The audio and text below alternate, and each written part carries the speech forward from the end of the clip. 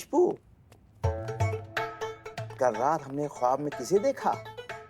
अब ये मत कहिए नवाब साहब कि आपने हमें देखा।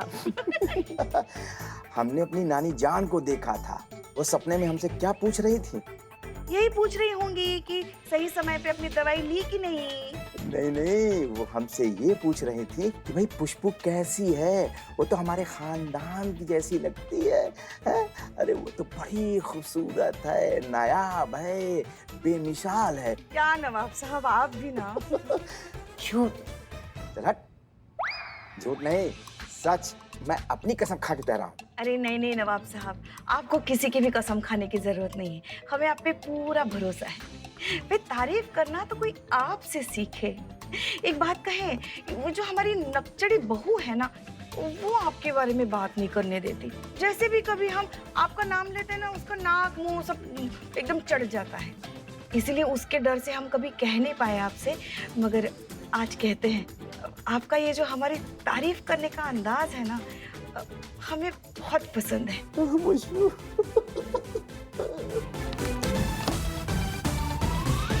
अरे हो गया क्या हमारा? वाकई सही कहा मैडम सर ने, आपका तबीयत बहुत खराब है। हाँ पुष्पा जी? पुष्पा जी, ये आवाज कुछ जानी पहचानी लगती है ना? हाँ, क्योंकि हम जाने पहचाने हैं नवाब साहब, हम बहुत जाने पहचाने हैं आपके। एक खीरा हटाइए। खाकसार को करिश्मा सिंह कहते हैं। और आप पुष्पा जी, ये आपका अस्पताल है? हाँ, ये यहाँ ये सलोन में आप क्या कराने आई हैं, बताइए हमको। अरे अरे मेरी लाडली बहू, मेरी प्यारी बहू, मैडम सर को मत बताना सब इसके बारे में। हाँ, मैया कसम हम कह रहे हैं। अब हम तो अभी आए, नवाब साहब तो पहले से यहाँ बैठे थे। हम तो अभी आए हैं ना नवाब। हाँ हाँ, ये यहाँ हमारी जिंदगी में बहुत लेट आई। हाँ? अरे मेरी लाडली प्यारी बहू, घर जाके निपटाते हैं ना ये सब। हाँ, है ना? घर जाके। यहाँ क्यों, हम अपने हाथों से राजमा चावल बना के खिलाएंगे आज तुमको, आपको। हाँ पुष्पा जी चलिए चलिए चलिए। आप ऐसा चलेंगी, आप ऐसा मुंह लेके चलेंगी? हाँ हाँ करते हैं। मैडम सर, एक गुड न्यूज़ है। हमने मोबाइल कंपनी वालों से बात की है और सुमन वर्मा का एग्जैक्ट एड्रेस मिल गया है। कहाँ? शास्त्री नगर, अशोक चौराहा, मार्ग नंबर 53। फैंटास्टिक। चलिए फाइनली पता कर ही लेते हैं कि ये माजरा क्या है। नहीं मैडम सर। जी मैडम बताइए, मैं आपकी क्या मदद कर सकती हूँ? सुलेखा ने बताया कि आप किसी लड़की के बारे में पूछ रही थी। जी, इस लड़की को आपने कहीं देखा है? कुछ दिन पहले इनके साथ यहाँ पे कुछ हुआ था, शायद आप पहचानती हो। अच्छे से देखिए। अरे ये तो वही लड़की है। कौन लड़की? अरे जिसके साथ वो घटना घटी थी। क्या घटना घटा था? हम हैं हसीना मलिक, महिला पुलिस थाने की SHO। जी। हम एक्चुअली आपके काम के बहुत बड़े मुरीद हैं। हम आपके आर्टिकल्स रेगुलरली फॉलो करते हैं। आपके लिखने का अंदाज, आपका बोल्ड तरीका, आपके लफ्ज हमें बहुत पसंद है। हम बहुत इम्प्रेस्ड हैं आपके काम से, और इसीलिए हम यहाँ आए हैं। पिछले कई दिनों से आपके आर्टिकल्स आना बंद हो गए हैं। आपने घर शिफ्ट कर लिया है। सोशल मीडिया पर आप इनएक्टिव हैं। किसी मुश्किल में है क्या आप?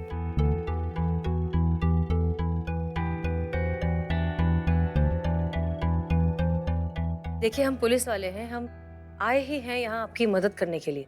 अगर आप किसी परेशानी में हैं तो प्लीज हमें बताइए, हम आपकी मदद करेंगे। पत्रकारपुरम में क्या हुआ था? क्योंकि हम इतना तो जानते हैं कि कुछ हुआ था। मेरी इज्जत चली गई है मैडम। ये कहना उस लड़के का है जिससे मेरी शादी होने वाली। सुबन, नहीं माँ, आज मुझे बोल लेने दो। उसने ये कहकर शादी तोड़ दी कि अब मैं उसके घर की बहू बनने के लायक नहीं, क्योंकि अब मेरी इज्जत नहीं रही। एक मिनट मैडम,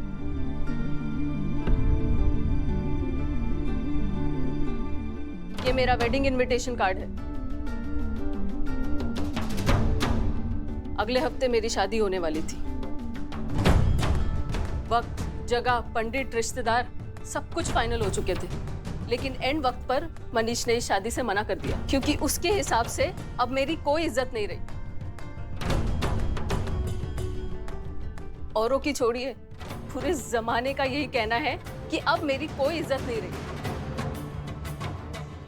और वो भी छोड़िए, मेरे अपने माँ बाप जिन्होंने मुझे जन्म दिया है, उनको भी यही लगता है कि उस हादसे के बाद अब मैं किसी को मुंह दिखाने के लायक नहीं रही। सुमन, ये क्या बदतमीजी? 1 मिनट, बोलने दीजिए उसे।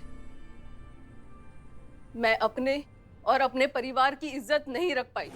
अम्मा, ऐसा भी कहा हो गया प्रीतमपुरा मार्केट में कि सब कहने लगे कि सुमन का इज्जत नहीं है, सुमन का इज्जत चला गया, ऐसा कहा हो गया भैया? मैडम, क्या बताएं आपको, बताते वक्त हमारी जबान जल रही है। उस बेचारी बच्ची के साथ बहुत बुरा हुआ। एक आदमी आया और बेचारी सुमन के गाल पर किस करके चला गया।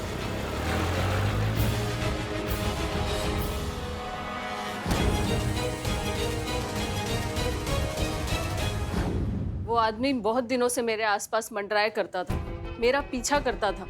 मुझे लगा कि कोई आवारा लड़का है। शहर में ऐसे बहुत सारे आवारा लड़के हैं। मुझे क्या पता था कि वो कोई ऐसी हरकत करके चला जाएगा। नहीं, एक बात हमारे समझ में नहीं आया कि बदसलूकी या बदतमीजी तो वो लड़का कर रहा था ना आपके साथ, फिर इसमें आपका इज्जत कैसे चला गया? यही होता है हमारी सोसाइटी में सर। यहाँ अगर किसी लड़की के साथ ऐसा कुछ हो जाए तो उसकी बदनामी उस लड़की को ही झेलनी पड़ती है। जो करता है उसका कुछ नहीं जाता, बात सिर्फ लड़की की इज्जत पर आ जाती है। इज्जत सिर्फ उस लड़की की जाती है जैसे लोगों के नजरों में मेरी गई। इसकी मैया की सासू नहीं। जब लड़कियों का इज्जत अब ऐसे सड़क छाप लोगों के हाथ में होगा, ऐसे लड़कों को ना डूब के मर जाना चाहिए, जिंदा काट देना चाहिए इनको। क्या कमाल की सोसाइटी है हमारी, और क्या कमाल के माँ बाप हैं आप दोनों। मैडम जी, आप कुछ नहीं जानती है। जितना जरूरी था उतना जान चुके हैं। वो लड़का जिसने आपकी बेटी के साथ इस तरह की बदसलूकी की है, उससे बड़े गुनहगार आप दोनों हैं। जो आपने किसी और की गलती की सजा अपनी बेटी को दे दी। मैडम जी, समाज वाले तो औरतों को ही दोष देते हैं, मर्दों को कभी कुछ नहीं कहता। इसी घटिया सोच की वजह से हर गली नुक्कड़ में ये जो बदमाश और गुंडे मवाली घूम रहे हैं ना, वो बिना किसी डर के लड़कियों को छेड़ देते हैं।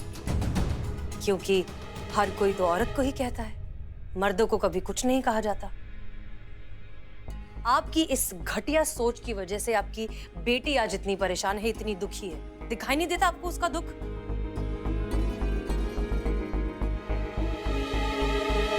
तो जानती हो उस लड़की के बारे में? सुना है कि यहाँ के बाहुबली अर्जुन सिंह का लड़का बबलू था, और सब उसे यहाँ पे बबलू भैया कहते हैं। बबलू भैया? कहाँ मिलेगा ये बबलू भैया हमको? वो शाम को 5 बजे यहीं आ रहे हैं। यहाँ आने में? हाँ, 5 बजे। हाँ। एक बात बताइए, हम आप दोनों से पूछना चाहते हैं, इस तरह की पुरानी और दकियानूसी सोच के साथ आप किसका भला कर रहे हैं? आपको लगता है कि आप अपनी बेटी के साथ जो कुछ कर रहे हैं वो बिल्कुल सही है? अरे जमाना आगे बढ़ गया है, लड़कियां क्या क्या नहीं कर रही और आप अब तक वहीं अटके हुए हैं। और आपकी बेटी, वो आप ही का नाम रोशन कर रही है, आपका घर का, आपके परिवार का, हमारे प्रदेश का, इनफैक्ट पूरे देश का। कितना अच्छा लिखती है वो, और आप इस तरह की बेमतलब और फिजूल की बातों में आकर उसका इतना अच्छा फ्यूचर बर्बाद कर रहे हैं। बेमतलब की बातें आपके लिए होगी मैडम जी, हमारे लिए नहीं। नहीं तो आप सोचिए कैसा लगता होगा एक बाप को जिसे हर जगह ये खोद खोद के पूछा जाता है उसके बेटी के साथ हुई उस घटना के बारे में। मैडम जी, कोई उस मवाली लड़के को ये नहीं कहता कि देखो वो बदमाश चाह रहा है जिसने एक बच्ची की इज्जत पे हाथ डाला, एक शरीफ माँ बाप के घर को बेइज्जत किया। रिश्ता टूटा, रिश्तेदारों ने बात करना बंद कर दिया, सारा समाज हम पर थू थू कर रहा है। किसकी इज्जत गई मैडम जी? उस शैतान की जिसने मेरी बच्ची के साथ बदतमीजी की, या हमारी जिनका कोई दोष ही नहीं है?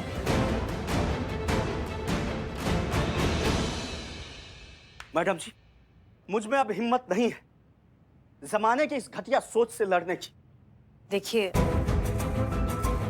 हम आपका दर्द भी अच्छे से समझते हैं, हम जानते हैं आप पर क्या बीत रही है, लेकिन कभी ना कभी किसी न किसी को तो आवाज उठानी होगी ना, वरना इस तरह की चीजें तो हमेशा होती रहेंगी। लड़कियों के साथ तो न जाने कब से ये होता आ रहा है। कभी ना कभी किसी न किसी को तो कुछ बोलना होगा ना। सुमन आप दोनों से बहुत प्यार करती है, इसलिए सब कुछ चुपचाप बर्दाश्त कर रही है, वरना जितना हम सुमन को जानते हैं वो गलत होता देख चुप बैठने वालों में से नहीं है। चुप रहना शायद फिलहाल इनकी मजबूरी है, लेकिन हमारी नहीं। सुमन, हम तुमसे वादा करते हैं कि इस समाज की घटिया सोच को अब हम बदलेंगे। किसी भी लड़की की इज्जत एक सड़क छाप बदमाश के हाथ में कभी नहीं हो सकती। तुम घबराओ मत, तुम्हारा फ्यूचर तो बर्बाद नहीं होगा, कभी नहीं। तुम बस हिम्मत रखो और हम पर भरोसा रखो।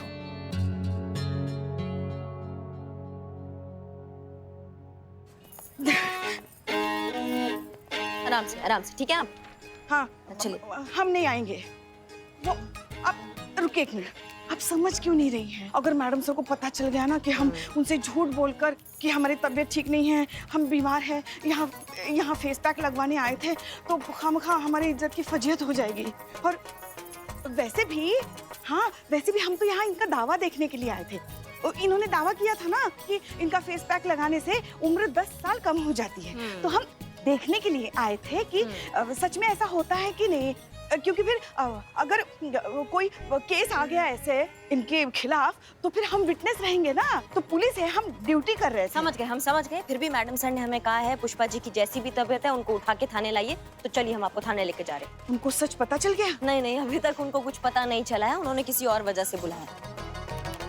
क्या वजह हो सकती? नहीं पता ना पुष्पा जी। हाँ, आपको सब पता है। आप ही ने कुछ बोला होगा उन्हें। हाँ, हम ही हमेशा सब कुछ करते हैं। चलिए हमारे साथ चलिए। नहीं, हम नहीं आएंगे, हम नहीं बैठेंगे बाइक पे। नहीं, आपको आना पड़ेगा। 3 तक गिनेंगे, अगर आप नहीं आएंगे तो मैडम सर को सारा सच ऐसे बताएंगे। हाँ, आप क्या बात कर रही है?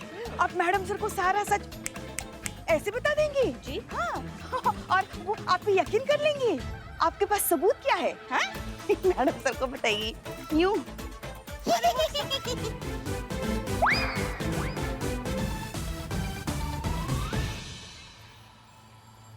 कितनी दुष्ट हैं आप। हमें पता था ये दिन आएगा, इसलिए हमने फोटो पहले ही खींच लिया। अब 3 तक गिनेंगे। 1। आ रहे ना। आप घर चलिए।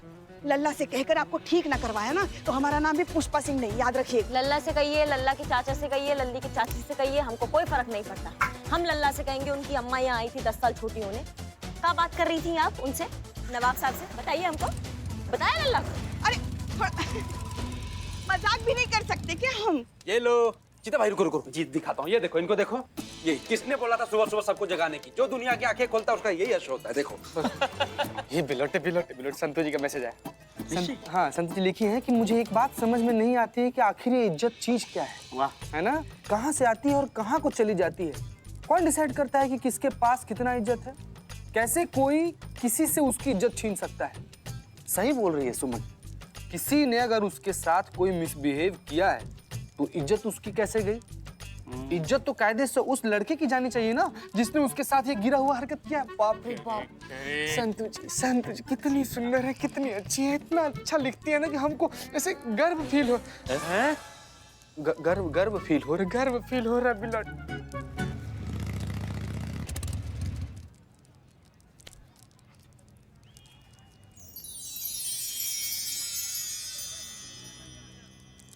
चलिए।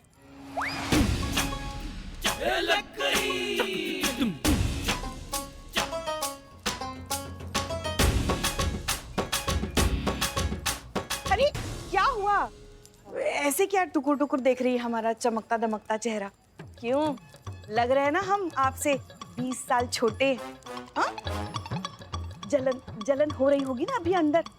हाँ, यही सोच रही होंगी ना हमारा ताजा खूबसूरत जवान चेहरा देखकर कि लोग पूछेंगे है अब कौन किसकी सासू माँ है, ये आपकी कि आप उनकी? तो हम क्या जवाब देंगे, है ना?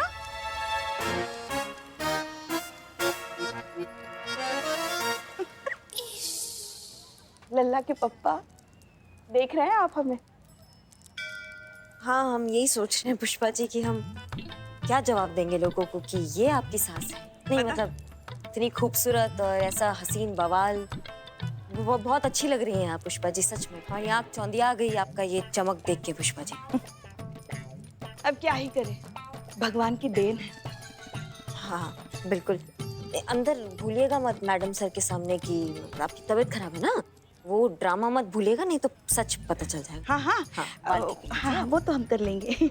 और हम नहीं भूलेंगे। हाँ, हम आते हैं। हटाइए नजर।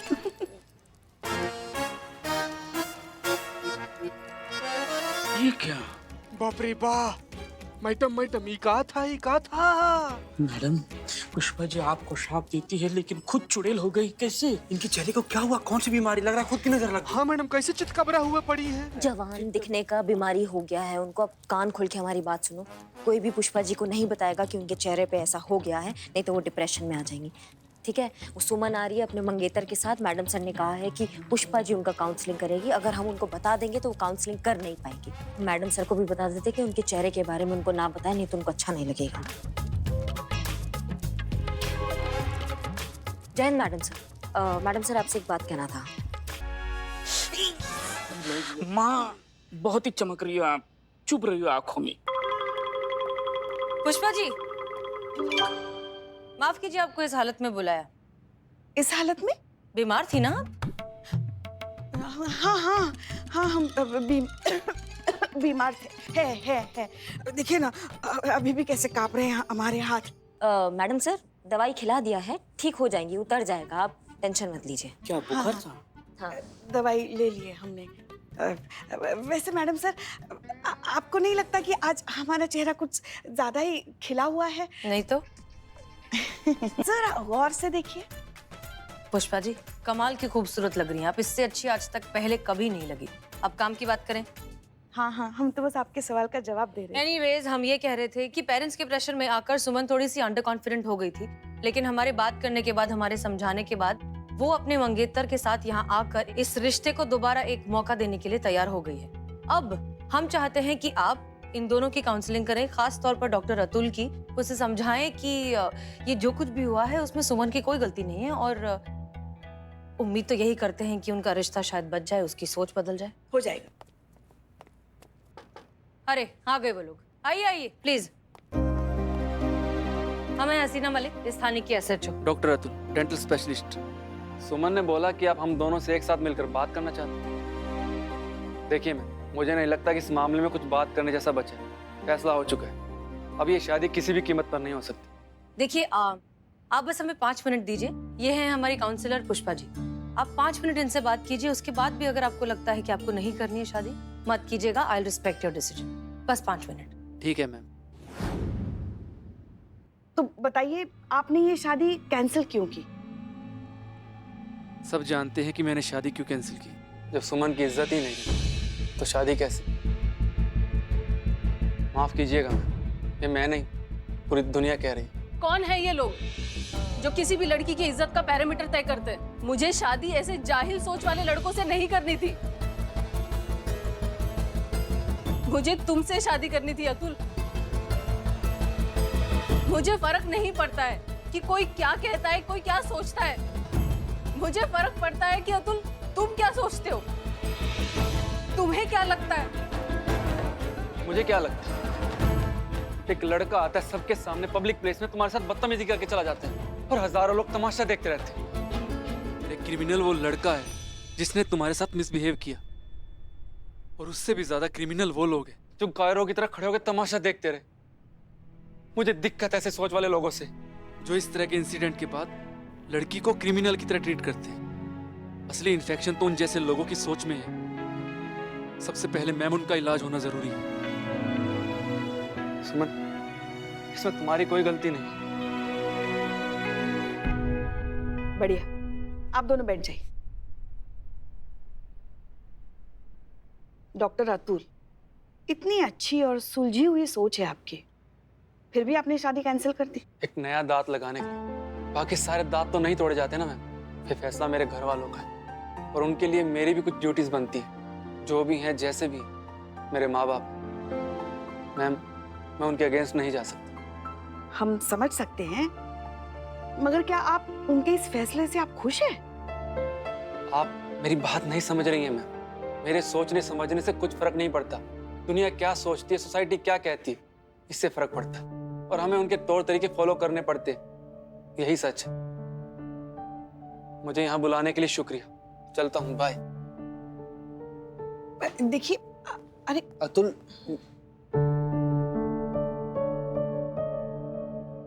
Thank you ma'am.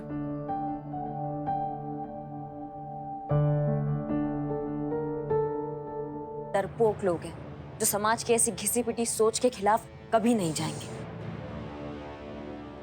Madam sir, ये बबलू भैया जैसे घटिया लोग हैं ना, इनको जड़ से खत्म करना होगा। समझ रही हैं आप हमारी बात को? हम जाते हैं और उसको धर के लाते हैं और देखते हैं अपने तरीके से मामला। उससे भी कुछ नहीं होगा करिश्मा सिंह, क्योंकि ये बबलू भैया जैसे लोग खटमल है। आप एक को मारेंगे 100 निकल आएंगे। हमें इस गलत सोच को खत्म करना होगा, तभी हम सही मायनों में इस केस को सॉल्व कर पाएंगे। ठीक है, आपको जैसा ठीक लगे, क्योंकि आपको हमारा बात तो कभी ठीक लगता नहीं है। एक बार हम पर छोड़कर देखिए, ना केस रहेगा ना अपराधी रहेगा, टंटा ही खत्म कर देंगे, मामला रफा दफा कर देंगे। आप हम पे छोड़ के देखिए एक बार। ठीक है, छोड़ दिया। मैडम सर, आप एक बार सोच लीजिए। मजाक कर रही है मैडम सर? नहीं नहीं, आप ट्राई करना चाहती है ना? ठीक है, कीजिए ट्राई। All the best.